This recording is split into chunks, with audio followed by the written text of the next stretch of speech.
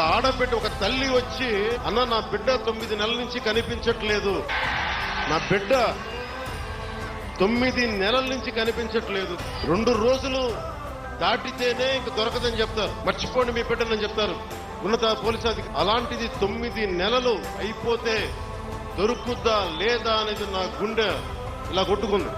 ఆ తల్లి ఏడుపు గుండె వేదన పెట్టేసి వెంటనే మన చైర్మన్ కేకే గారిని అడిగాను, మీరు వెళ్ళి వెంటనే తీసుకెళ్లి విజయవాడ మాచవరం సిఐ గారి దగ్గరికి వెళ్ళి మాట్లాడండి అంటే కమిషనర్ గారితో మాట్లాడాను. 9 నెలలు దొరకని బిడ్డ 9 రోజుల్లో దొరికింది.